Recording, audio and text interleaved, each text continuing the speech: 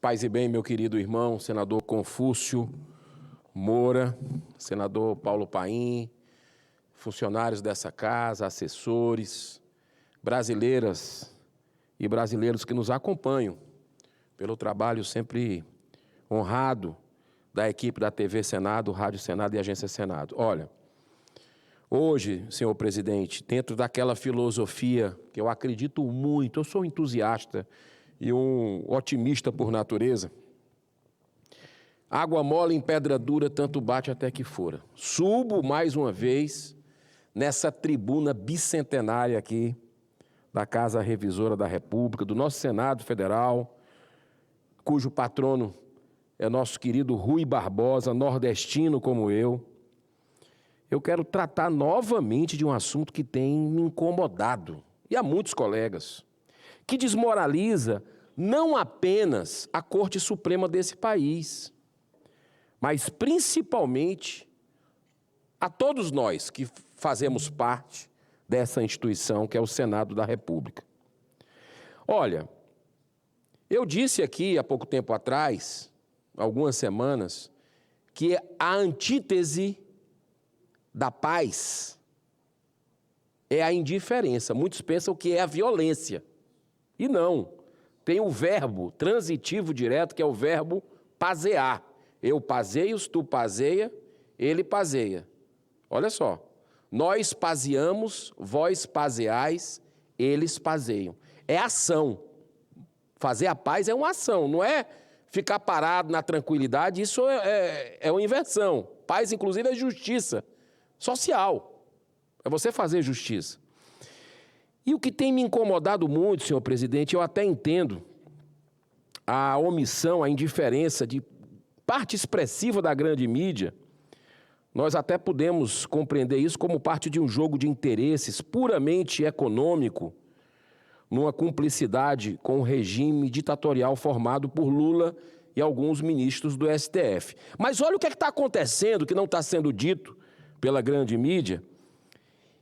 Estranhamente, porque eu digo isso porque é uma questão até de dever. Eu fiz jornalismo, não terminei o curso, mas fiz jornalismo e sei da importância, como é uma missão importante a dos jornalistas de informar, um dever até como cidadão, como alguém que ama seu país. Eu estou falando aqui do escândalo que o mundo todo já percebeu, né? Pelo menos brasileiros que estão lá fora do país, perseguidos, que têm denunciado o que está acontecendo, né? Exilados, pessoas até asiladas, que já conseguiram asilo, que estão sendo perseguidos pelo governo Lula, que contrata escritórios por milhões de dólares, como se o Brasil estivesse nadando em dinheiro, tivesse tudo maravilhosamente bem no nosso país. O governo Lula contrata escritórios a peso de ouro, como na Argentina, para caçar os brasileiros do dia 8 de janeiro, como da Carla Zambelli para caçar a deputada que está na Itália, como também para defender o Alexandre de Moraes, com o nosso dinheiro, com o dinheiro de quem está nos assistindo, nos ouvindo. Como, repito, se o Brasil tivesse as mil maravilhas. Eu nunca ouvi falar isso na história do país. Por favor, me corrijam se eu estiver equivocado. Mas no Brasil nunca foi prioridade pegar o dinheiro do povo e colocar para escritório de advocacia por milhões de dólares para caçar brasileiro. Olha só o que está acontecendo no nosso país. Mas olha bem aqui. Nós estamos falando aqui das inúmeras e gravíssimas revelações de Eduardo Tagliaferro, ex-coordenador da Assessoria Especial de Enfrentamento à Desinformação, diretamente ligado ao então presidente do Tribunal Superior Eleitoral, o ministro Alexandre de Moraes. Olha a coincidência. Em agosto de 2024, através da publicação de uma extensa reportagem pelo jornal Folha de São Paulo, os brasileiros tiveram o primeiro passo e o primeiro acesso à histórica denúncia que passaria a ser conhecida como vaza-toga. O senador Espiridião Amin até entrou com a CPI, quase 30 senadores assinaram.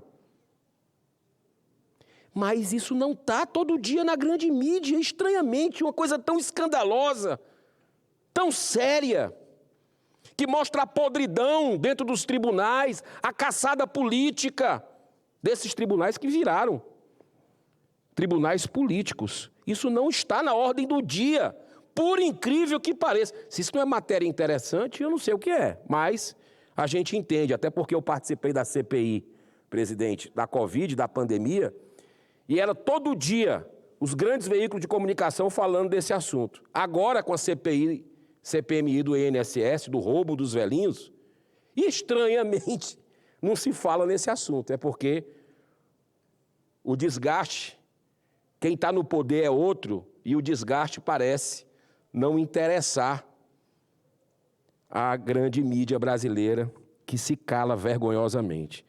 Senhor presidente, a Folha de São Paulo começou, depois parou. Olha só, em agosto, e agora, essa reportagem de agosto da Folha de São Paulo, do ano passado, um ano, Eduardo Tagliaferro apresentou provas materiais daquilo que milhões de brasileiros suspeitavam em função dos fortes indícios provocados por flagrantes abusos cometidos durante o interminável inquérito das fake news, que vai fazer 7 anos no ano que vem. Vergonhoso. Um inquérito onde o ministro Alexandre de Moraes é a vítima, ele é o delegado, ele é o promotor, ele é quem julga, é tudo. Devido ao processo legal do Brasil, acabou, no lixo. Aliás, o que está acontecendo amanhã, para mim, não é julgamento. Para mim, é execução. Porque nós vamos ver amanhã no Brasil uma página triste da nossa história, a sentença já está pronta. Todo mundo sabe disso, é teatro, encenação. Mas, senhor presidente, fosse o Brasil um país democrático, com os poderes funcionando de forma independente, bastaria apenas as graves violações apresentadas no escândalo conhecido como Twitter Files para que imediatamente fosse aberto um processo de impeachment. E foi dada entrada, mas não foi aberto ainda. Aqui, do ministro Alexandre de Moraes no Senado Federal. Isso porque foram demonstrados naquele escândalo, em detalhes, uma série de procedimentos completamente ilegais adotados pelo TSE e STF na remoção de conteúdos e perfis nas redes sociais que incomodavam aqueles que se consideravam os donos do poder e que, por isso, se julgam capazes de agir acima da lei do país. Agora, um ano depois, a Folha de São Paulo parou de noticiar. Não sei se houve pressão, parece que sim. Mas agora, Eduardo Tagliaferro traz mais uma gravíssima denúncia que podemos considerar como vaza-toga 5, envolvendo inclusive a deputada Carla Zambelli, que o Brasil está pegando o dinheiro do povo para ir caçá-la lá, para extraditar, contratando escritório de advocacia. Ela atualmente está autoexilada na Itália, presa. São várias mensagens trocadas por Ayrton Vieira, juiz instrutor de Alexandre de Moraes, no STF. Marco Antônio Vargas, juiz auxiliar com atuação no TSE e STF. E, é claro, o Eduardo Tagliaferro, que trabalhava com o ministro Alexandre de Moraes. Ficou mais uma vez evidenciado o clima de ódio, de revanche, de vingança instalado pelo referido ministro. A ordem explícita emitida pelos juízes Ayrton Vieira e Marco Antônio Vargas era de literalmente, abro aspas, ferrar, essa é a palavra, repito, ferrar com Carla Zambelli. Isso na troca de mensagens entre eles. Se isso não é motivo para acabar com esse processo de uma vez por todas e inocentá-la, né, acabar com esse julgamento, eu não sei mais o que é.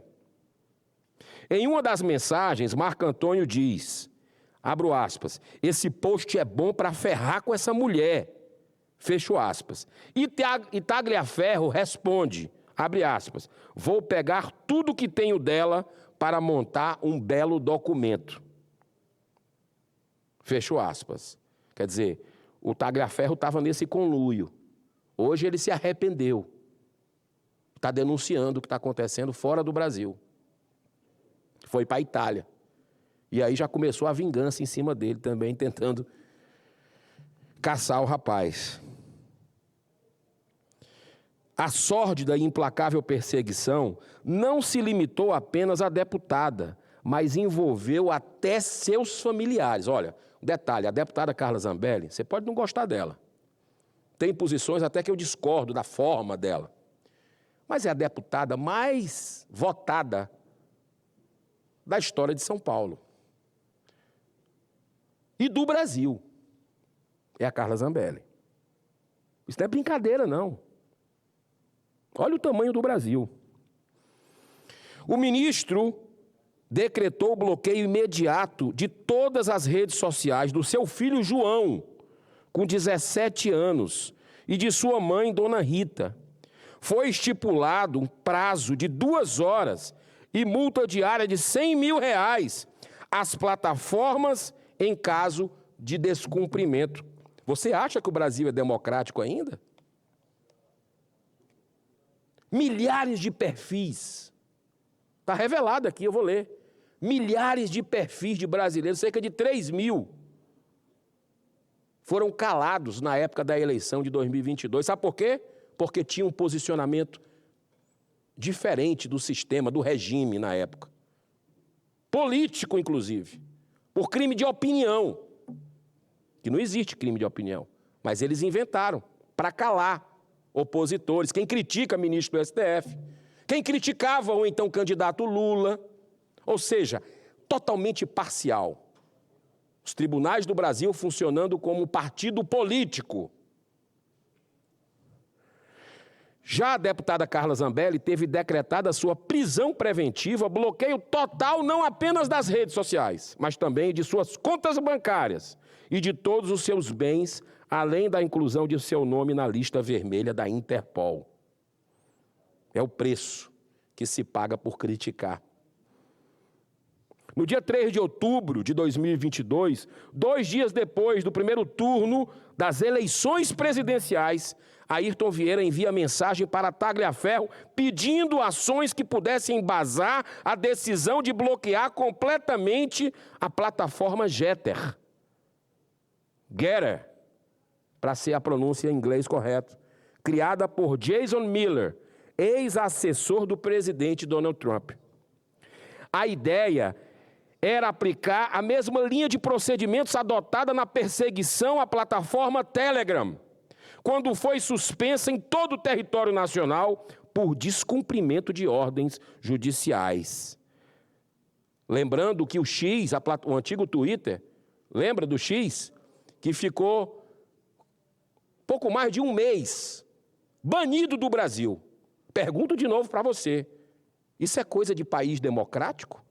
Você ainda acha que nós estamos num país democrático? É, meus amigos. No dia 7 de outubro, apenas 4 dias depois, para a satisfação de Ayrton Vieira, a Getter, essa plataforma, aceitou cumprir as ordens do STF, bloqueando os perfis da juíza Ludmila Lins Grilo e do jornalista Alan dos Santos, ambos autoexilados nos Estados Unidos em função da perseguição de Alexandre de Moraes. Dessa forma, o bloqueio completo da plataforma não foi para frente, porque aceitaram baixar a cabeça. É o ministro Alexandre de Moraes atentando contra a soberania dos Estados Unidos, porque essa é uma plataforma americana. Aí quem começou essa história? Fala-se tanto de soberania. É importante lembrar um dos episódios mais comprometedores dessa sucessão de capítulos da Vaza Toga. Em 6 de dezembro de 2022, Ayrton Vieira envia a Eduardo Tagliaferro uma solicitação para levantar dados sobre revistas golpistas, entre aspas, como, por exemplo, a revista Oeste, com o objetivo de fazer a desmonetização das redes. Tagliaferro responde que encontrou apenas material jornalístico daquele grupo de comunicação. Vieira, então, responde: use a sua criatividade. e coloca os risinhos. Para censurar, para calar. Repito pela terceira vez a pergunta, me desculpe. Você acha que vive num país democrático? Você acha que o Brasil é democrático? Mas até agora nenhuma denúncia de ilegalidade alcançou a proporção da crueldade praticada em relação a centenas de presos políticos do 8 de janeiro. Pais, mães, avós que foram detidos, portando apenas uma bandeira do Brasil, uma Bíblia, 0 de armas. 0. Nem arma branca, como diz. 0. Sendo tratados como perigosos terroristas, sem nenhuma prova de qualquer participação ativa nos tumultos, sem direito à defesa ao contraditório, sem direito à dupla jurisdição, sem, muitas vezes, seus advogados não terem acesso aos autos. Uma vergonha completa o que está acontecendo no Brasil. Em janeiro de 2023, foi criado o grupo de WhatsApp denominado, abro aspas, audiência de custódia. Em janeiro de 2023, preste atenção, o objetivo desse grupo era caçar provas via redes sociais para manter ilegalmente a prisão preventiva, mesmo depois da própria Procuradoria-Geral da República, PGR, ter pedido a libertação da grande maioria dos brasileiros presos por falta de provas. Numa dessas mensagens, a chefe de gabinete de Alexandre de Moraes, Cristina Kuchara, diz, abro aspas, ache qualquer coisa nas redes sociais, o ministro quer todo mundo preso. Pelo amor de Deus, gente. Estamos diante de um escândalo estarrecedor, sem nenhum precedente na Suprema Corte da Justiça Brasileira, que comete sucessivas ilegalidades explícitas. Isso é coisa que você vê naqueles filmes nazistas da história, que mostrando a história. Essa caçada. Meu Jesus. O STF não tem o poder constitucional de ingerir no TSE e muito menos de utilizar funcionários e estruturas administrativas com o intuito de promover intimidação, perseguição e censura prévia. O STF vem usurpando competências ao fazer investigações e acusações que são funções restritas à Polícia Federal e ao Ministério Público. Violação da Lei 12.965 de 2014, o Marco Civil da Internet, que prevê apenas a remoção parcial do conteúdo das redes sociais. A suspensão total da plataforma seria desproporcional e, portanto, abusiva. Em quase todos os casos registrados pela Vaza Toga, fica evidenciado a ausência do devido processo legal, sem o tão necessário contraditório e ampla defesa que é previsto no nosso ordenamento jurídico. Além, senhor presidente, de todas essas arbitrariedades flagrantemente ilegais, se destaca a total imparcialidade, a total parcialidade de um magistrado que, por si só, já justificaria a completa anulação de todos os processos conduzidos por Alexandre de Moraes, dentre eles a condenação absolutamente injusta de centenas de presos políticos, assim como da deputada federal Carla Zambelli. É escandaloso. Ele é vítima, não era para estar julgando nada disso. Isso é basilar. A Comissão de Segurança Pública do Senado Federal, amanhã, senhor presidente, vai ouvir finalmente o depoimento de Eduardo Tagliaferro. Amanhã, dia 2 de setembro, às 11 horas da manhã. Também foram convidados os juízes Ayrton Vieira e Marco Antônio Vargas. E sabe quem mais que nós estamos convidando, mais uma vez? O ministro Barroso.